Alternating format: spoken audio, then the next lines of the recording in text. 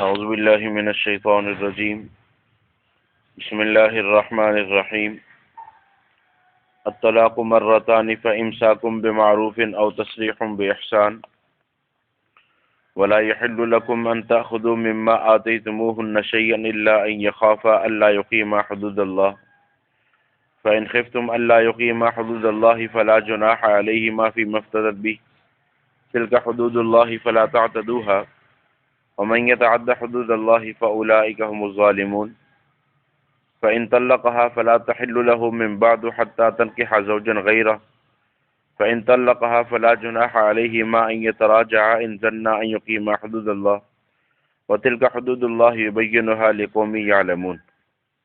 یہ سورۃ بقرہ اور اس کی آیت نمبر 229 اور 230۔ کل 229 کے حوالے سے پہلے کچھ باتیں عرض کی تھی، وہ آپ امید ہے انشاءاللہ آپ کے ذہن میں ہوں گی کہ جس وقت اللہ نہ کرے ایسی کیفیت بن جائے کہ اب طلاق کے سوا کوئی چارہ نہیں ہے، اور اس سے پہلے والے 3 معاملات وہ کر چکا ہے، یعنی سمجھا بھی چکا ہے، بستر بھی الگ کر چکا ہے، تعدیباً بھی کچھ کہہ چکا ہے، اور اس کے علاوہ چوتھی صورت جو 2 خاندان، یہ 3 چیزیں تھیں نا جو آپس میں خود کرنی ہیں، اور چوتھی چیز کہ ایک فیصل، ایک حاکم عورت کی طرف سے، ایک مرد کی طرف سے، وہ دونوں کی بات سنے اور اس کے بعد ان دونوں کو سمجھائے۔ جب یہ چاروں معاملات ہو چکے، اس کے بعد ارشاد فرمایا اگر طلاق ہی دینا ہے تو ایک تو پاکی میں دینا، دوسرا اس پاکی میں جس کے اندر حق ادا نہیں ہوا، اور تیسرا ایک طلاق دے کر چھوڑ دینا۔ اب اس آیت کریمہ میں جو بات ارشاد فرمائی الطلاق مرتان، فرمایا طلاق رجی 2 مرتبہ تک ہے۔ اس کے بعد اللہ رب العزت نے تیسری طلاق کا ذکر نہیں فرمایا اس آیت کریمہ میں۔ 229 کے اندر دوبارہ اللہ نے تیسری طلاق کا ذکر نہیں فرمایا۔ رسول اللہ صلی اللہ علیہ وسلم سے ایک صاحب نے سوال کیا، یا رسول اللہ صلی اللہ علیہ وسلم، اللہ رب العزت نے اس آیت میں 2 طلاق کے ذکر فرمائی ہیں، تیسری نہیں۔ تو نسائی شریف میں ہے محمود بن لبید رضی اللہ عنہ سے، آپ نے فرمایا فَإِمْسَاكُمْ بِمَعْرُوفٍ او تسریح بِإِحْسَان، او تسریح بِإِحْسَان جو ہے فرمایا یہ تیسری طلاق ہے۔ او تسریح بِإِحْسَان یہ کیا ہے؟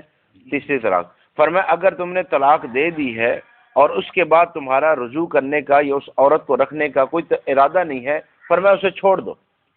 اب مزید تمہیں تیسری طلاق دینا کوئی ضروری نہیں ہے، اس کی اجازت کی حد تک ہے، ورنہ ایک طلاق دینے کے بعد بھی اگر عدت گزر جاتی ہے، وہ عورت آپ کے نکاح سے نکل جاتی ہے، اب وہ جہاں چاہے نکاح کر لے۔ یہ ضروری نہیں ہے کہ عورت تب دوسرا نکاح کرے گی جب 3 طلاقیں ہو جائے گی، ایسا نہیں ہے۔ اگر آپ 1 دفعہ یا 2 دفعہ صریح لفظ کہنے کے بعد خاموش ہو جاتے ہیں اور عدت گزرنے کا انتظار کرتے ہیں، اس میں آپ کے لیے بھی فائدہ ہے، رجوع کرنے کا بھی حق حاصل ہوگا عدت کے اندر، اور اگر عدت کے بعد بات سمجھ آئی ہے اس کو رکھنا ہے تو اس کا طریقہ یہ ہوگا کہ اب صرف نکاح اور نیا مہر ہوگا اور یہ عورت دوبارہ آپ کے نکاح میں آ سکتی۔ نبی پاک صلی اللہ علیہ وسلم کے پاس ایک صحابی آئے اور اپنی گھر والوں کے بارے میں شروع کیا کہ وہ یہ کرتی ہے، یہ کرتی ہے، جتنی برائیاں ذہن میں تھیں وہ عرض کی، تو آپ نے فرمایا طلاق دے دو۔ جب آپ نے فرمایا طلاق دے دو، اب وہ رک گئے کہ یہ کس حد تک بات پہنچ گئی ہے، خیر صورت ان کے اندر کچھ اچھائیاں بھی ہیں، تو فرمایا رکھ لو۔ یہ جو آپ نے پہلی بات فرمائی تھی نا طلاق دے دو، یہ جو وہ سوچ رہے تھے نا اس کو توڑنے کے لیے کہ جہاں تم اتنی ساری برائیاں دیکھ رہے ہو اس کے اندر اچھائی بھی ہوگی، تو اس اچھائی کو سامنے لے کے آؤ۔ اور آپ جہاں بھی جس جگہ بھی دوسرا نکاح کریں گے تب بھی معاملات ایسے ہی ہیں، جو بیوی ہے وہ بیوی ہی ہوتی ہے، اس لیے بہتر ہے کہ اس کو اچھائی سے چلانا۔ اچھا، اب جب فرمایا نا الطلاق مرتان، طلاق 2 مرتبہ ہے، فَإِمْسَاكُمْ بِمَعْرُوفٍ أَوْ تَسْرِيحٌ بِإِحْسَان، فرمایا اگر امساک کرنا ہے، روکنا ہے تو دستور کے مطابق جو عزت احترام اسے پہلے حاصل تھا اب بھی حاصل ہے، جو حقوق پہلے تم نے ادا کرنے تھے اب بھی ادا کرنے، ایسا نہیں ہے کہ اب حقوق ختم ہو گئے، ٹھیک ہے۔ اور تسریح بِإِحْسَان، تصریح یعنی چھوڑنے کے ساتھ احسان کا لفظ فرمایا ہے، اگر چھوڑنا ہی ہے تو احسان کے ساتھ، یعنی یہاں بھی ایسا نہیں ہے کہ اب اس کے بعد جو ظلم جو زیادتی تم کر سکتے ہو کرو گے، ایسا نہیں ہے۔ فرمایا فَمَتِّعُوهُنَّ مَتَاعًا أَوْ سَرِّحُوهُنَّ بِمَعْرُوفٍ، وہاں بھی یہ ارشاد فرمایا کچھ دے دو اور اس کے بعد اچھائی سے اس کو چھوڑ دو، ٹھیک ہے جی۔ تو شریعت نے جہاں یہ بیان فرمایا کہ نکاح کرنے کے بعد عورت کے حقوق کا خیال رکھنا ہے، اس کے فرائض کا خیال رکھنا ہے، وہاں یہ فرمایا اگر طلاق دینے کی نوبت آ رہی ہے تو طلاق کے بعد بھی ایسے معاملات نہیں کرنے کہ جس سے مزید خرابیاں بڑھیں۔ ولا يحل لكم ان تاخذوا مما آتيتموهن شيئا الا ان يخافا الا يقيما حدود الله فان خفتم الا يقيما حدود الله فلا جناح عليهما فيما افتدت به. یہ اللہ نے خلا کو بیان فرمایا. کس کو جی؟ خلا. خلا کیا ہوتا ہے؟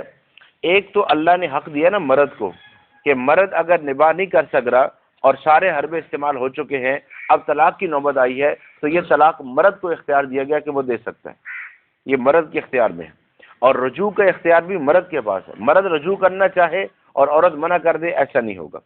جو خلا کا معاملہ یہ کہ ایک مرد ہے وہ ظلم کر رہا ہے عورت کے ساتھ، بیوی کے ساتھ ظلم کر رہا ہے، اس کو گھر میں بھی نہیں رکھ رہا اور طلاق بھی نہیں دے رہا، اس انداز سے پریشان کر دیا ہوا ہے کہ اب اس عورت کے لیے زندگی گزارنا مشکل ہے.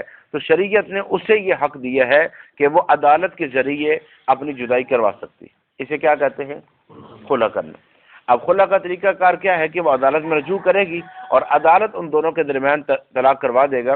اللہ فرما رہے ہیں ولا تاخذوا مما ولا يحل لكم، اور تمہارے لیے حلال نہیں ہے ان تاخذوا مما آتيتموهن شيئا، جو تم نے دیے ہے اس میں سے کچھ بھی لو. یعنی جو تم نے اس کو حق مار دیا ہوا ہے اس میں سے تم واپس نہیں لے سکتے. اگر طلاق دینا چاہ رہے ہو واپس نہیں لے سکتے. الا ان يخافا الا يقيما حدود اللہ، ہاں اگر یہ بات ہو جائے کہ تم دونوں خوف کرو اس بات کا کہ تم اللہ کی حدود کو باقی نہیں رکھ سکتے. اب عورت یہ کہہ سکتی ہے کہ میں تمہیں اپنا حق مار معاف کرتی ہوں، تم اس کے بدلے مجھے طلاق دے دو، کہ وہ حق مار ادا کر دے جو دیا ہوا ہے، ٹھیک ہے، اور اس کے بعد وہ اسے طلاق دے دے. عورت یہ مطالبہ کر سکتی ہے اور اس میں بھی پھر حق مار کی حد ہی ہوگی. ثابت بن قیس رضی اللہ عنہ کی زوجہ نے نبی پاک صلی اللہ علیہ وسلم سے کہا کہ میں طلاق لینا چاہتی ہوں، تو آپ نے فرمایا پھر وہ باغ جو اس نے حق مہر میں تمہیں دیا تھا وہ واپس کرو. کیا واپس کرو؟ باغ. آپ نے کبھی سنا یہاں کسی نے حق مہر میں باغ دیا ہو؟ یہ تو 5,000 دیتے ہوئے تکلیف ہوتی ہے. جی جی بات سمجھ رہے ہیں؟ یہاں معاملہ یہ ہو گیا ہے کہ 1,000 اور 5,000 اس کے اندر ہم گھوم رہے ہیں اور سمجھتے ہیں یہ حق مہر ہے. اور بعض جگہ تو انتہا ہو جاتی ہے، نام لیا جاتا ہے مہر فاطمی کا. مہر فاطمی. اب مہر فاطمی کیا ہے؟ 132 روپے یا 32 روپے.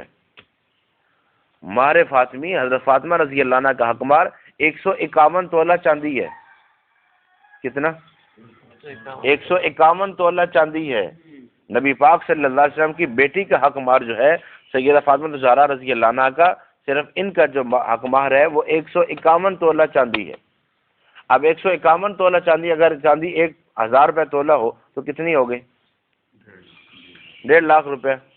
یہ حق مہر ہے. خود نبی پاک صلی اللہ علیہ وسلم نے خدیجہ رضی اللہ عنہ کو 2 روایات ہیں، ایک روایت میں 100 اونٹ دیے حق مہر اور ایک روایت میں 20 اونٹ دیے. تو 20 والی چلو مان لو، ہم تو دیکھو کتنی آسانی پیدا کرتے ہیں. 20 اونٹ ہی مان لو، کتنے ہو گئے؟ 20 لاکھ نہیں، کتنے؟ کون سا اونٹ ملتا ہے 1 لاکھ کا؟ 1.5-2 لاکھ کا، اس سے کم کو نہیں ہے. جی ہاں، اگر کتنے لاکھ تو لفظ 10 ہاں. تو اب تو جو ہے نا وہ باقی اتنا مہنگا ہو گیا تو اونٹ کی بات کر، تو کم از کم 2 لاکھ روپے کا اونٹ ہے. تو 20 اونٹ آپ سے ہم نے دیے، کتنے ہو گئے؟ 40 لاکھ. یہ حق مہر ہے نبی پاک صلی اللہ علیہ وسلم کا. اور زید رضی اللہ عنہ کا حق مہر آپ سے ہم نے دیا، جن کو آپ نے اپنا بیٹا بنایا تھا. جی آپ نے ان کو اپنا بیٹا بنایا، زید بن حارثہ رضی اللہ عنہ کو اپنا بیٹا فرمایا، تو ان کا حق مہر آپ نے ادا کیا، وہ 3,20,000 روپے. ٹھیک. اور سب سے کم جو نبی پاک صلی اللہ علیہ وسلم نے حق مہر دیا ہوا ہے جو 450 درہم کہا جاتا ہے، یہ 72,000 روپے بنتے ہیں. 72,000 روپے. اب یہ 100 اور 500 اور 1,000 اور اس کے اندر گھوم رہا ہے. سارے کام اپنی مرضی سے کرنے، سارے کام، ہال بھی بک کرنا ہے، پلیٹیں بھی کرنی ہے، سارا کچھ کر لینا ہے، بندے بھی، کارڈ بھی، سب. اور جب نکاح ہو رہا ہے اس وقت مولوی صاحب تسی دسو حق مہر کے دن. مولوی صاحب کیوں بتائے بھائی؟ سارا کچھ آپ نے طے کیا تو یہ مولوی صاحب سے کیوں پوچھ رہے؟ اور اگر مولوی صاحب سے پوچھنا تھا پہلے پوچھو. اب بندوں میں بٹھا کے اب مولوی صاحب نے اگر کہہ دیے کہ 1 لاکھ دو. پھر یہاں ایک نکاح کے لیے مجھے کہا گیا، تو ان کا شہر میں بڑا کام ہے، میں نام نہیں لیتا. ان کی ایک دن کی جو سیل ہے وہ تقریباً 3 سے 4 لاکھ روپے ہے. اس سے آپ اندازہ لگا سکتے. تو اب مجھے جامعہ والوں نے کہا کہ وہاں نکاح پڑھانا ہے، تو میں وہاں چلا گیا. انہوں نے کہا جی حق مہر آپ بتا دیں. میں نے کہا جی بس 1 دن کی سیل لکھ دو.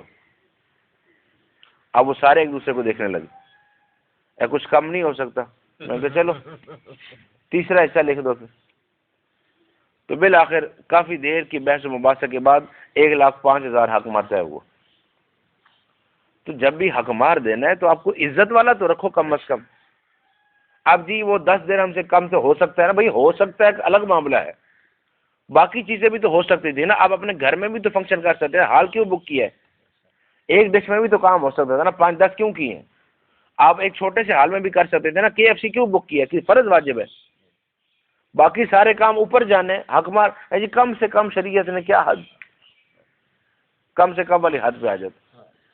تو اللہ فرما رہے ہیں کہ جو حق مار تم نے دیا وہ واپس نہیں لینا. مرد کو یہ کہا جا رہا ہے اگر مرد طلاق دینا چاہ رہا ہے تو وہ حق مار واپس نہیں لے گا، لیکن اگر عورت طلاق لینا چاہ رہی ہے تو وہ یہ کہہ سکتی ہے کہ میرا حق مار واپس لے لو اور مجھے طلاق دے دو.